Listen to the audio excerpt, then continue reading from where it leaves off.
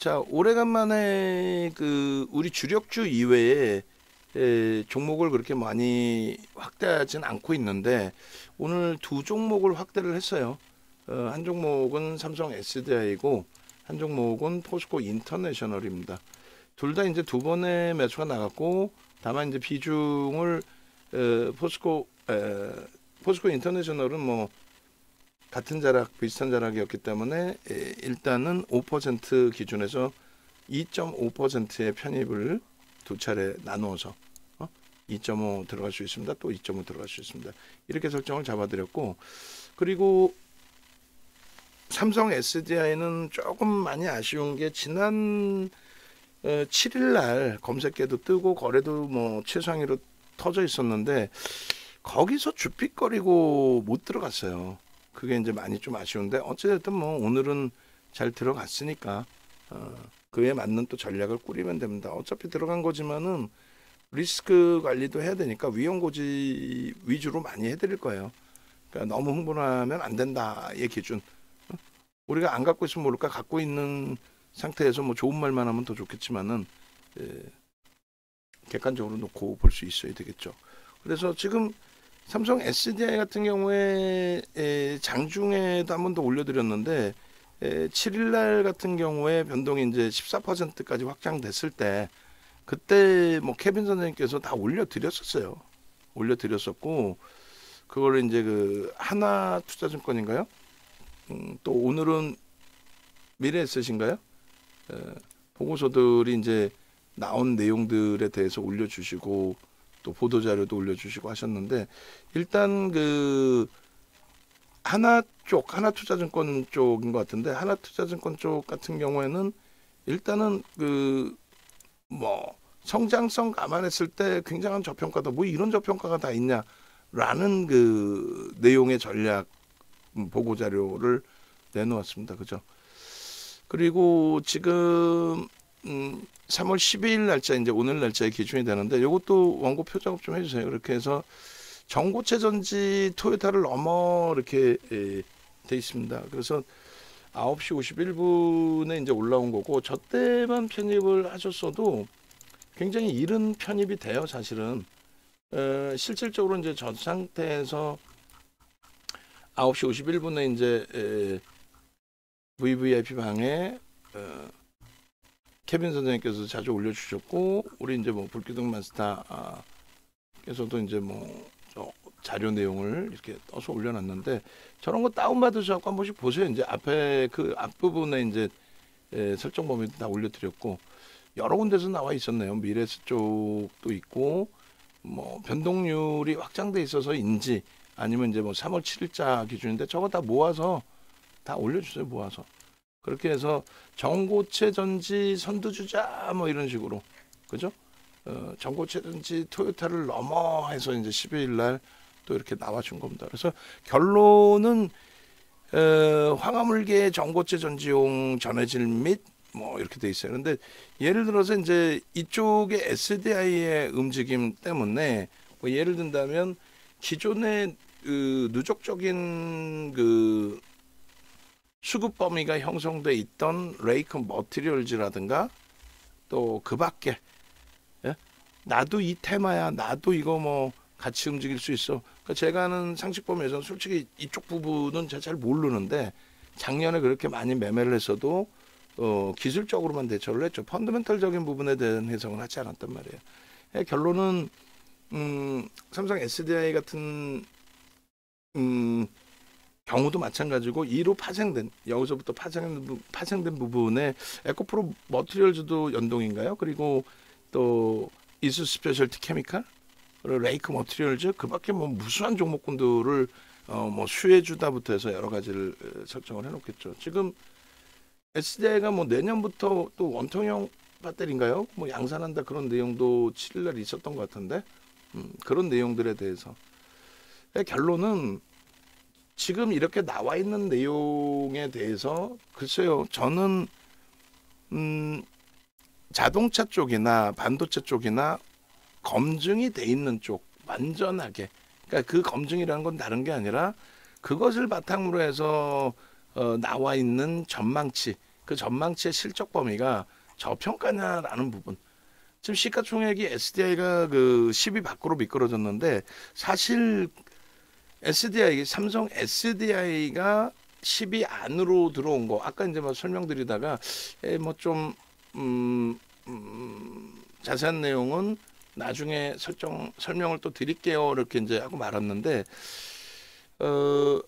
LG화학 쪽에 PPT 놓고 보시면 돼요. LG화학도 오늘 이제 그 PPT 문자 매매 사인을 드렸고 PPT를 올려드렸는데 저거 이제 어느 거 보려고 그러냐면은 2차 전지 전체적인 흐름을 간단하게라도 한번 보여드리려고 해요. 그러니까 그 보여드리는 부분은 캡처를 해서 제가 올려놔 드릴게요. 그러니까 예를 들어서 어떤 거냐면 저가 이제 뭐 방송 화면인데 2차 전지 하면은 뭐 그냥 일반적으로 작년에 오버슈팅 랠리 때문에 작년에 상반기에 실질적으로 움직임이 나온 거는 2월 1일부터 그러니까 원래는 포스코 퓨처엠이라고 그랬죠. 우리가 주력으로 갖고 있던 포스코 퓨처엠이 구정연휴 지나고 나서 구정연휴 지나고 첫 번째 거래일에는 레인보우 로보틱스가 상한가를 갔어요. 그리고 나서 포스코 퓨처엠이 14%의 폭등인데 그때 14%라면 어마어마한 폭등이거든요.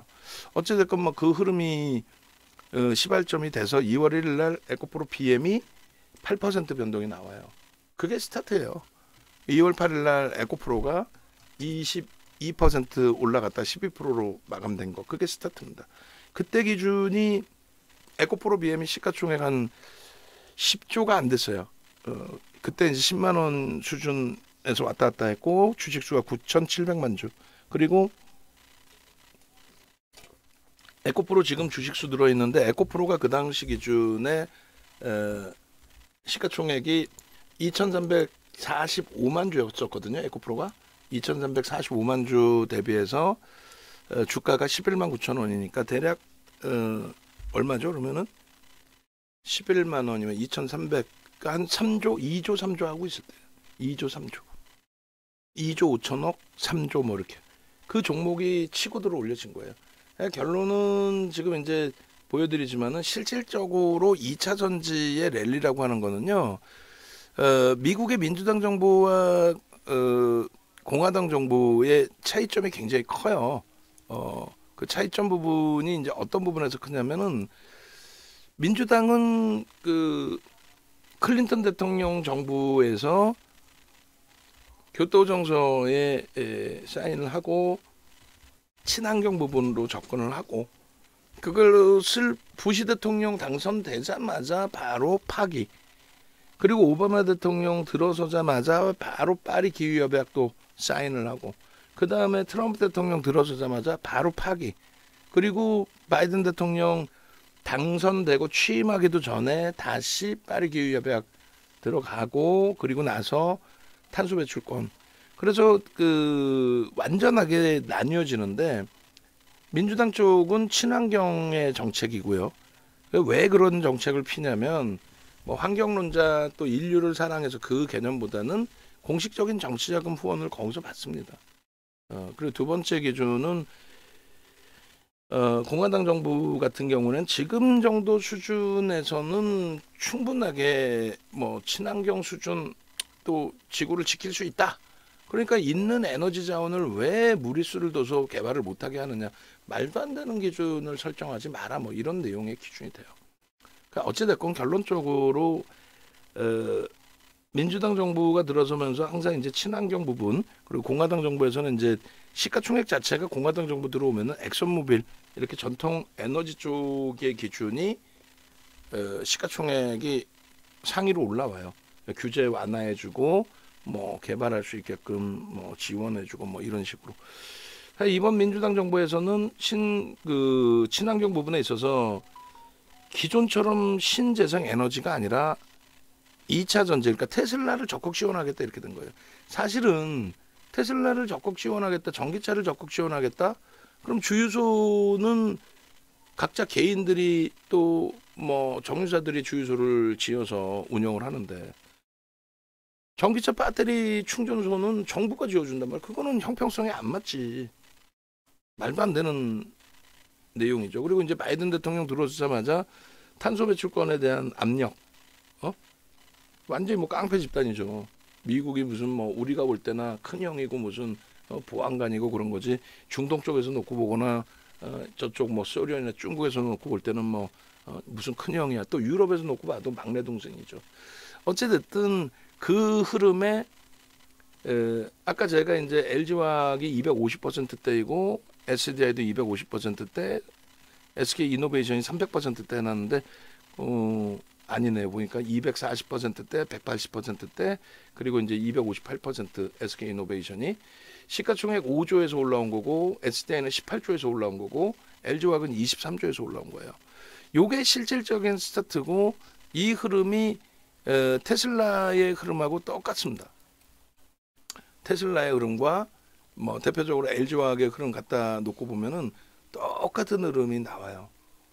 그리고 21년도의 기준에서 약간의 차이가 나죠. 21년도에 우리는 21년 1분기에 고점을 찍고 전체 시장이, 미국은 21년도에 2조 달러의 경기 부양책 자금을 뿌리죠. 대선 지나자마자. 그래서 이제 그 당시에 긴축을 했어야 되는데 긴축을 못하고 돈을 오히려 2조 달러를 더 뿌렸기 때문에 인플레이션이, 소비자 물가지수, 생산자 물가지수가 상상을 초월하는 8에서 10%까지 올라간 거예요. 그렇다고 시장이 깨졌냐? 아니지. 유동성 랠리지. 그래서 테슬라뿐만 아니라 IT 모든 업종군이 21년 11월까지 고점을 형성하고요. 22년 1월 달에 다우지수 S&P 500 지수가 사상 최대치 고점을 찍습니다. 그리고 이제 금리 급격히 인상하면서 시장은 일정 범위 조정이 나왔고 지금 다시 고금리 속에서의 랠리. 굉장한 흐름이에요. 지표가 매우 좋다라는. 결론적으로 이러한 흐름이 나오면서 이제 LG화학이 시가총액 3위로 올라섰고 삼성 SDI가 시가총액 10위 안에 들어오게 된 거고, 한때는 SDI가 LG화학의 시가총액을 넘기기도 했어요. 근데 그 와닿지 않으시겠지만은 뭐 이렇게 얘기하면 와닿지 않잖아요. 자료를 원래는 이제 뭐 방송 자료 더 LG화학 기준에서 더 구체적으로, 그러니까 뭐 아까 말씀드린 그 테슬라하고의 연동성의 차트 이런 부분까지 이제 다 준비해서 보여드려야 좀 이해가 되실 텐데, 그 부분을 한 가지만 더 말씀드리면은, 예를 들어서 LG화학의 2차 전지 사업은요, 92년부터 2차 전지 사업을 진행을 한 거였어요. 그래서 우리는 이미 미국의 이제 정책주의 기준으로 놓고 보면서 정책주 기준에 신재생 에너지 당연히 전기차까지 포함해서 놓고 본 거죠. 근데 그 부분이 92년부터 LG화학이 배터리 사업을 진행을 한 건데 30년 동안 2022년, 그러니까 2020년이니까 28년, 29년 동안에 단 한 번도 연간 단위의 흑자 전환을 못했어요. 단 한 번도. 그게 이제 2020년도에 미국의 정책, 바이든 대통령이 갑자기 뜬금없이죠. 전기차가 그 전에 없던 것도 아닌데 전기차에 대한 강력한 지원책, 이 한 가지 가지고 산업 자체가 바뀐 거예요. 사상 처음으로 LG엔솔이 흑자 전환이 된 겁니다. 그렇게 되면서 물적 분할을 할 수 있었던 거고, 그 당시에 물적 분할이 악재처럼 뭐 시장에서 알려졌는데 절대 악재가 아니죠. 호재죠. 호재죠. 소액주주들한테도 호재죠. 그 물적 분할 발표하고 나서도 저점 60만 원까지 내려왔다가 정확히는 58만 8천 원 찍고 107만 원까지 날아갔으니까 105만 원. 58만 8천 원 찍고 105만 원. 70% 이상 올라왔어요. 10주 만에. 11주 만에. 어마어마한 거죠. 근데 어떻게 2차 전지 물적 분할이 악재입니까? 하여간에 그 상태에서의 흐름이었고, 뭐 길게 얘기하면은 굉장히 많은데 저 내용이 머니올라 원고에 작년 10월 원고에도 있을 것 같은데, 그러니까 무슨 말이냐면은 그 2차 전지의 랠리 부분을 자꾸 에코프로에 갖다 이제 우리가 붙이게 되는데, 나중에 진짜 시간이 많을 때 설명을 쭉 드릴게요. 그래서 실질적으로 2022년도 하반기에 어떤 종목이 주가가 올라왔는지 2차 전지에서도, 실질적으로는 LG엔솔, LG화학, 삼성 SDI가 70%씩 올라왔고요. 나머지 LG엔솔, LG화학, 삼성 SDI 대비 더 올라온 종목군들 조금씩 있긴 하죠. 2022년 하반기를 얘기하는 거예요. 근데 그 더 올라온 종목은 뭐 금양하고 에코프로 정도에서 시가총액이 뭐 그때 당시 에코프로는 7만 원이었으니까 1조 5천억에서 2조 사이 그렇게 해서 이제 100% 이상 올라왔다가 고점 대비 30% 이상 빠졌었고, 금양도 마찬가지 3천억에서 땡기기 시작해서 뭐 밑도 끝도 없는 재료 내용 가지고 마지막에는 12조까지 땡겼죠. 3천억에서 12조. 그런 흐름이 나온 뭐 두세 종목 빼고는 배터리 3사의 수익률을 넘기는 종목이 제한적이었어요. 2022년 하반기. 배터리 3사가 올라간 거는 뭐 미국의 IRA라든가 이런 부분이 악재예요. 호재가 아닙니다. 그게 어떻게 호재입니까? 규제인데. 악재인데 이제 표현을 호재인 것처럼 포장을 한 거죠. 정부에서도 그렇고. 어찌됐든 그 당시 간 거는 그 내용 때문이 아니라 LG엔솔의 보호회수 물량이 풀리면서 LG화학의 지분율이 LG엔솔에 대한 지분율이 상상을 초월하게 높잖아요. 81.84%. 그게 이제 보호회수가 풀리니까 유통 물량으로 잡힙니다. 그래서 MSCI 지수의 편입 비중이 높아져요. 그래서 외국인들이 매수가 들어온 거고. 근데 LG화학 지분은 장내 매도가 안 되는 물량이니까. 두 번째는 코스피 200 지수의 변동성 비율이 높아지죠. 그렇게 되면서 역시 비중이 높아지면서 수급이 들어오고. 이렇게 되면서 이제 LG엔솔 시가총액 2위가 5개월 만에 70% 올라와요. 5개월 만에. 그래서 LG화학과 삼성 SDI도 70%씩 올라온 거예요. 나머지 애들은 말도 안 되는 내용 갖고 올랐죠. 폐배터리 또 무슨 뭐 리튬 뭐 말도 안 되는. 그래서 고점 10월 달 대부분 고점 찍고 고점 대비 30에서 50% 깨졌고 23년도에 다시 움직임 나왔고. 하여간의 결론은 삼성 SDI를 놓고 보실 때도 월봉을 보시면 똑같아요. LG화학 그 기준하고. 20년도에 아까 이제 보여드린 그 상승률 처럼 180%대 움직임이 나오고 20년도에 누구 때문에? 테슬라의 영향 때문에 어마어마한 변동률의 수익이 나오고 22년도 하반기에 별로 안 오른 것 같지만 저점 대비 저기 한 70% 올라온 거예요. 누구 때문에? LG엔솔 때문에. 그리고 이제 23년도에 비이성적인 랠리가 에코프로에서 나온 거지 다른 쪽에 비이성적인 랠리가 나온 건 아닙니다. 특히 대형사는. 그렇게 하고 나서 이제 무너졌다가 바닥에서 거래를 터뜨리고 움직이는데 수급도 일부 형성돼 있는데 저 정도 수급 강도 갖고는 안 됩니다. 공매대차 상환 범위 수준밖에 안 돼요. 결론은 철저히 기술적으로만 놓고 봐야 돼요. 그러니까 기술적인 부분이 원래는 심리와 그리고 이제 수급인데 수급 그러니까 메이저의 매집이 있느냐 메이저뿐만 아니라 누군가의 매집이 있느냐 그걸 놓고 보는 게 기술적 분석이에요. 뭐 장대 양봉이 나와서 이동평균선의 추이 추세가 우상향이야? 그럼 누군가는 사재끼는구나 뭐 이런 걸 보려고 기술적 분석을 하는 거예요. 캔들도 보고 거래량도 보고 이동평균선도 보고 그것에 대한 보조지표들이 금융공학도들이 최근에 만들어놓은 그런 자료들이 되는 거고.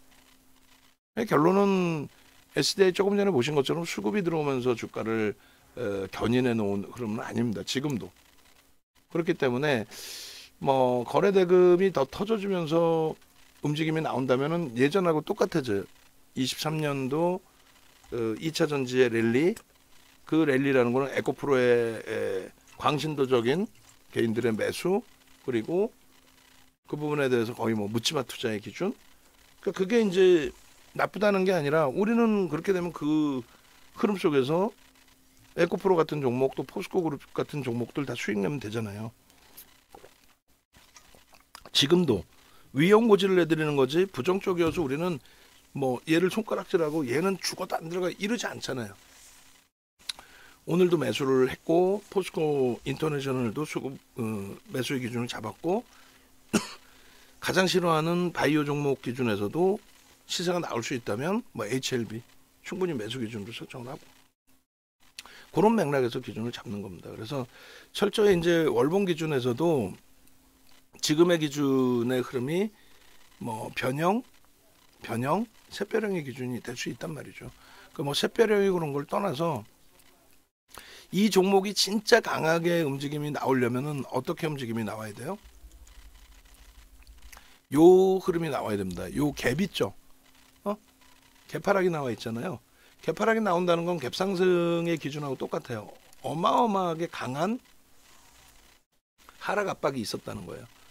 저렇게 이제 개파락이 나오면 직전 고점 대비해서 퍼센테이지 대략적으로 뭐 80만 원에서 50만 원까지 내려온 거라면 30만 원 깨진 거고 40% 깨진 거잖아요. 40% 채 안 되죠. 35%. 그러면 50만 원에서 40%면 20만 원. 그러니까 바닥이 뭐 30만 원 수준?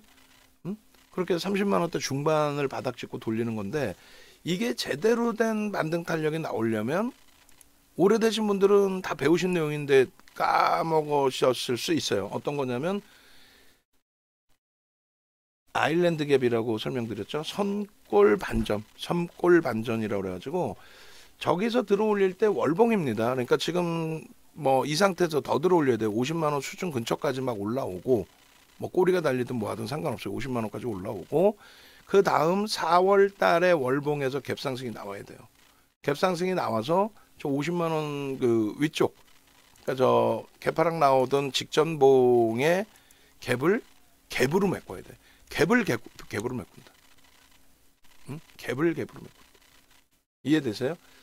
개파락이 나왔다는 건 엄청나게 약세이다, 힘이 없다라는 부분이 되잖아요. 그 부분을 들어 올려서 시세를 분출한다라고 하는 거는 그렇다면은 그거는 어마어마한 V자형의 시세 범위가 나온다는 겁니다. 야, 이거 큰일이네. 마이크가 지금 VVIP 방이 계속 꺼져 있었는데 뭐 저희 쪽 모니터링 하시는 분들도 뭐 정신이 없긴 하겠습니다만 아이고 죄송합니다. 이거 녹화는 하고 있는 거니까 앞부분 녹화 부분을 죄송스럽지만은 녹화 부분으로 좀 놓고 보셔야 될 것 같아요. 그래서 VVIP 방 지금 화면은 나오는데 목소리는 하나도 안 나서 얼마나 답답하셨겠어. 근데 아무도 말씀 안 해주셔가지고 모르고 있었어요. 근데 지금 어떻게 모니터링이 됐는지 말씀을 해주셔서 결론은 삼성 SDI 같은 경우에는 극대형주 30조가 넘는 종목에서 기준을 잡을 수 있는 수급 범위에 있어서는 뭐 단기 추세 수급은 오늘 뭐 매수가 들어왔나요? 한번 확인해 볼까요? 기간 쪽에서 매수가 있었네요. 3거래일, 4거래일 동안의 기간. 처음에 14% 올랐을 때는 외국인들의 매수까지 쌍끌이 매수가 있었고 그리고 뭐 매수한 쪽은 뭐 오늘 같은 경우 연기금의 매수도 눈에 돋보였네요. 연기금 쪽, 투신 쪽 뭐 고르게 잘 매수가 됐습니다. 얼마큼 더 살지에 대해서는 뭐 확인할 방법은 없죠. 그러니까 수급이 더 들어오는지 확인하고 수급이 없더라도 결론적으로 수급이 없더라도 그러니까 수급이 없다라는 거는 메이저들의 누적 순매수가 제한적이다라고 할지라도 거래가 터지고 추이 추세가 강화된다면 그렇다면은 뭐 그 부분에 대해서는 부정적이지 않죠. 최종 결론 지금 이 삼성 SDI의 추이 추세가 월등하게 강화되려면 양봉으로 쭉쭉쭉 뻗어 올라가는 흐름도 뭐 좋겠지만은 말씀드린 것처럼 저자락 개파락이 나온 자락에서 갭으로 뚫고 올라가는 그러니까 4월 달에 시초가가 4월 첫 거래일의 시초가가 50만 원 위쪽으로 갭 상승이 빵 나와주면 우리가 교과서적인 내용의 기준에서 아일랜드 갭이 발생된 것이다. 이렇게 해석을 합니다. 아일랜드 갭이 발생된 것이다. 결론은 뭐 충분히 지금의 거래로 따진다면 거래량 부분도 뭐 더 터질 수 있는 위치이고 그래서 충분히 뭐 긍정적으로 해석을 할 수 있는데 뭐 추후에 보시죠. 월말까지 지금은 이제 막 뭐 3월 초순 넘긴 거고 중순 향해서 가는 거고 그리고 거래량 부분은 1,500만 주 터져야 되는데 나머지 거래일 동안에 지금처럼만 거래 터지면은 1,500만 주 이상 터질 수 있죠. 그리고 매직 시그널, 뭐 소나 모멘텀 차트, 이동 평균선에 대한 보조 지표. 일반적으로 시장에서는 이제 MACD 오실레이터를 더 많이 봐요. 우리는 이제 소나 모멘텀 차트를 봅니다. 요게 이제 가장 마지막에 만들어진 거예요. 그렇기 때문에 가장 뭐 민감하고 정확도도 사실은 좀 더 높다라고 해석할 수 있고, 그렇게 해서 지금 꺾임 크로스까지 지금 형성되어 있는 상태이고, 영선을 이제 돌파할 수 있는 위치가 되고, 그렇게 해서 이제 뭐 기울기나 이런 부분이 다 긍정적으로 형성될 수 있는 위치이기 때문에, 하여간 뭐 갭만 나오면 이번 달 양봉이 오히려 더 커져서 50만 원 위쪽으로 쫙 뻗어 올라가면은 뭐 갭 없이 그냥 그대로 추이 추세의 강세로 형성된다, 이렇게 놓고 볼 수 있고요. 만약에 여기서 이제 뭐 50만 원 넘긴다면 꼬리 달리고 쉬어간다라고 하면은, 그럼 4월 초에 갭 상승 51만 원 뭐 이 정도만 나와도 갭 상승 기준이, 뭐 종가가 뭐 한 50만 원에 끝나고 뭐 2%든, 혹은 51만 원, 50만 5천 원에 끝나고 뭐 1%든, 하여 그런 식으로 갭 상승 나와서 움직임이 나오면은요, V자형 패턴이 나올 수 있습니다. 23년도 3월달 고점 수준까지는 V자형 패턴이 나올 수 있다. 그런 부분 조금 염두에 두시고, 지금의 기준은 OMA, 20MA 거래를 수반하는 흐름, 그죠? OMA, 20MA 거래를 이제 막 수반하고, 월말까지는 거래가 추가적으로 더 터질 수 있다. 그 정도의 기준. 터질 수 있기 때문에 추이 추세는 현재로서는 일단은 양봉의 크기가 확장될 수 있다. 거래는 지금 이미 OMA, 20MA 수준까지는 터져 있잖아요. 그 이상 터질 수 있다. 양봉의 크기가 조금 더 커질 수 있다. 다만 우리들의 기준이니까 저 정도 가지고도 뭐 대박이야 라는 생각을 한단 말이에요. 그렇잖아요. 우리들의 기준이니까. 외부에서는 뭐 쉽게 얘기해서 시가총액 30조인지 시가총액 10조인지 뭐 그런 건 상관없이 대박 나라, 맨날 10% 올라라, 14% 올라라, 그게 가능하겠냐고 사실. 나머지 한 달 동안에 그러면 최대 15%, 나머지 한 달 동안 최대 15%, 20%, 요 정도를 보고 움직이는 거란 말이에요. 그것도 최대. 그죠? 그러니까 뭐 주력주들이 있는데 비주력주에 아주 공격적인 그 편입 설정 범위를 가져가는 거는 조금 제 입장에서는 조금은 현실적이지 않다, 그 말씀 드리는 거야. 아예 단기 매매의 기준을 잡든, 아예 단기 매매. 그렇지 않고 이거를 가격이나 변동률이나 시가총액 생각 안 하고, 야 이거 끝내줘요, 초대박 날 거예요, 완전 대바닥에서 쭉쭉쭉해요, 뭐 얼마나 빠르게 강도 있게 움직이겠다는 거야. 31조 5천억짜리가. 그리고 이제 지금 모멘텀은 아무리 보고서를 읽어봐도 모멘텀이 뭐 어마어마하게 새로 나와 있는 거는 좀 제한적이란 말이에요. 내년에 이제 조금 더 성장성이 부각될 수 있다. 그리고 원통형 배터리인가요? 하여간에 뭐 양산 규모를 늘린다, 뭐 이런 내용 기준인데, 글쎄요. 하여간 그래서 월봉 기준에서의 기준은 요 달 말까지 슈팅 나와도, 이번 달 말까지 슈팅이 나와도 50만 원대 초반, 그 정도에서 꼬리 달리면 일단 차익 실현하고, 재차 이제 그 흐름이 강화된다고 하면 4월 달에 그 캔들 변동성, 그거를 이제 다시 4월 달 기준에 20%대 뭐 이 정도 월봉 단위에서 기준을 잡으면 크게 뭐 무리는 없을 것 같아요.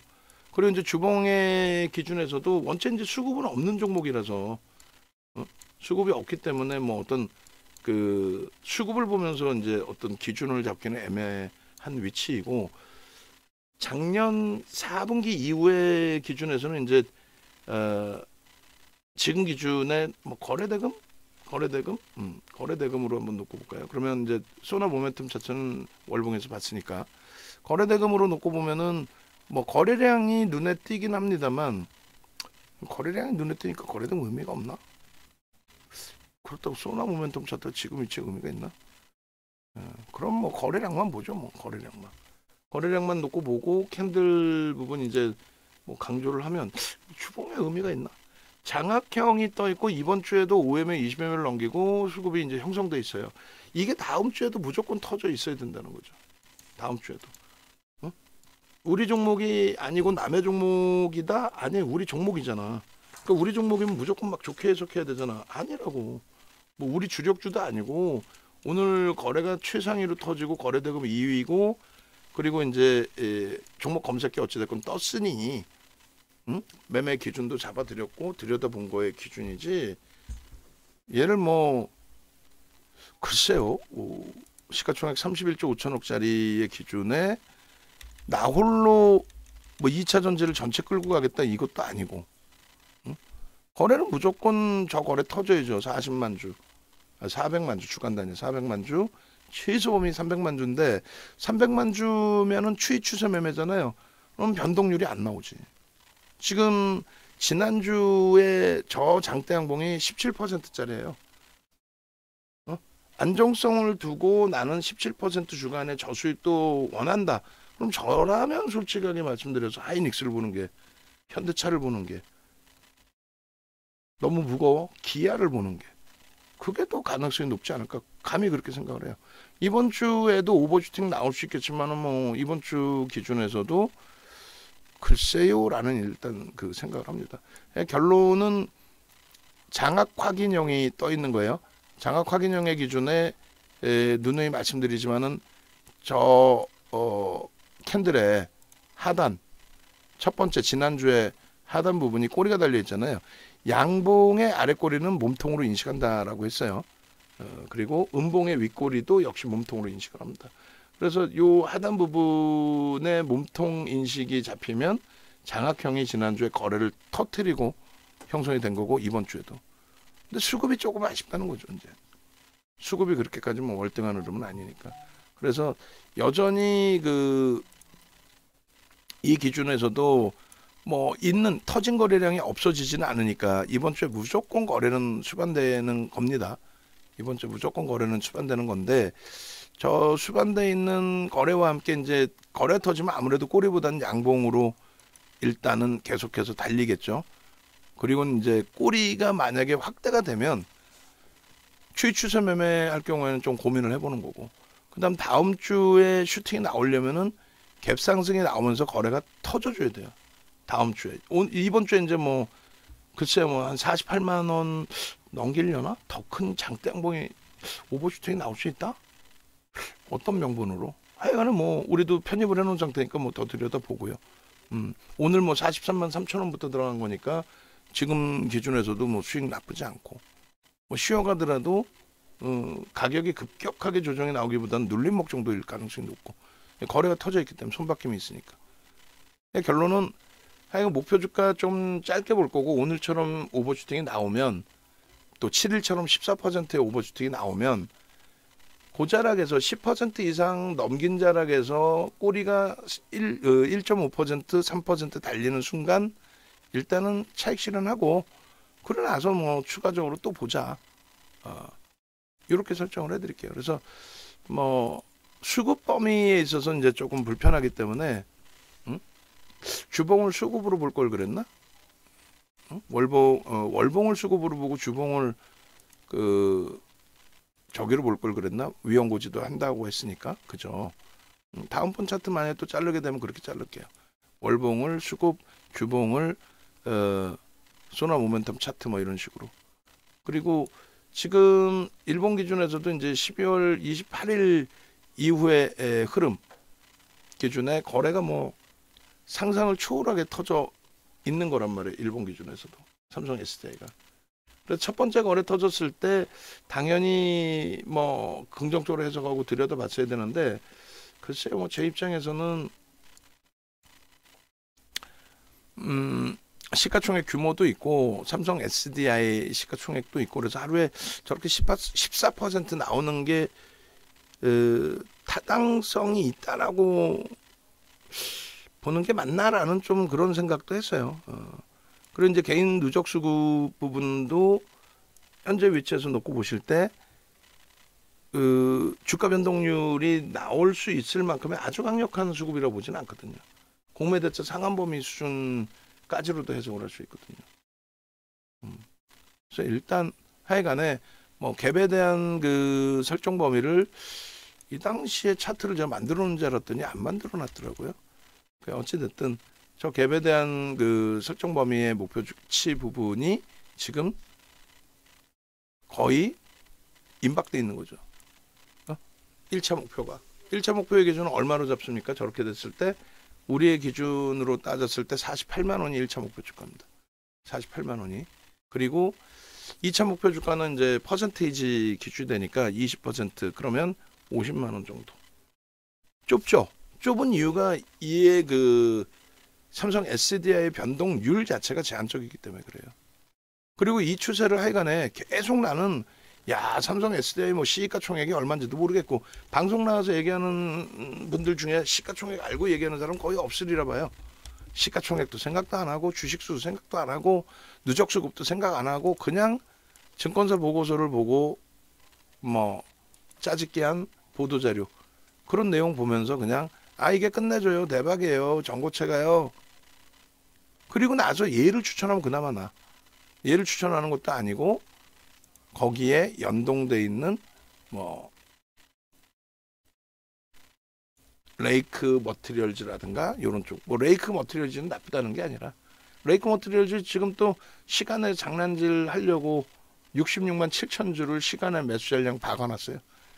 대놓고 뭐 나잡아 가시죠. 어찌됐든 갭에 대한 목표주가 설정 범위는 48만 원, 50만 원 이렇게 1차, 2차가 좀 촘촘합니다. 그렇게 해서 수급 범위가 좀 월등하게 더 개선되는지 여부 뭐 그런 부분까지 확인을 해서 좀 대처를 해야 돼요. 거래가 터지는지도 보고. 그래서 예상 외로 생각보다 짧게 차익 실현할 수도 있고 변동률에 대해서 거래가 급감하면 뭐 거래만 이렇게 수반되어지면 땡큐죠. 거래대금 치상이 뭐 5위 전후에 이렇게 계속 놓여지면 오늘 2위입니다. 먼저 번에도 2위였고 계속 그렇게 뭐 거래대금 치상이면 땡큐하죠. 계속 강한 거죠. 근데 그렇지 않고 거래가 급감을 한다. 앞점의 흐름처럼 급감을 한다. 그러면 그거는 정리죠. 정리. 차익 실현. 저점에서 샀으니까 이제 뭐 차익 실현. 이렇게 기준을 잡으셔야 됩니다. 그래서 결론적으로 SDI 같은 경우 오늘 제가 분봉을 한번 올려드렸었나요? 그렇게 분봉을 한번 올려드렸던 것 같고 또 결론적으로 일주월봉 이렇게 이제 올려드리는데 SDI 같은 경우에 충분히 변동성 매매는 볼 수 있는 위치다. 주봉 단위에서도 거래가 이미 터져 있다. 양봉의 크기가 확장될 수 있다. 다만 한계가 있다. 지금 시장 범위에서 얘가 계속 슈팅이 나오기 위해서는 메이저들의 수급이 좀 더 강해져야 될 걸로 그렇게 이제 설정을 하는데 글쎄요. 여기서 더 가파른 각도의 수급이 들어올지는 확인해 보자는 거예요. 무조건 안 들어올 거야. 뭐 그것도 아니고 확인해 보자. 그렇게 설정을 해드리겠습니다. 그래서 일단 어쨌든 뭐 현재 기준에서 삼성 SDI의 목표 주가는 최소 범위 48만 원인데 50만 원 설정이 맞겠죠? 최소 범위 50만 원. 그 정도 주간 단위든 뭐 어찌됐건 그 범위의 설정을 잡고 대처를 한다. 이렇게 말씀드립니다.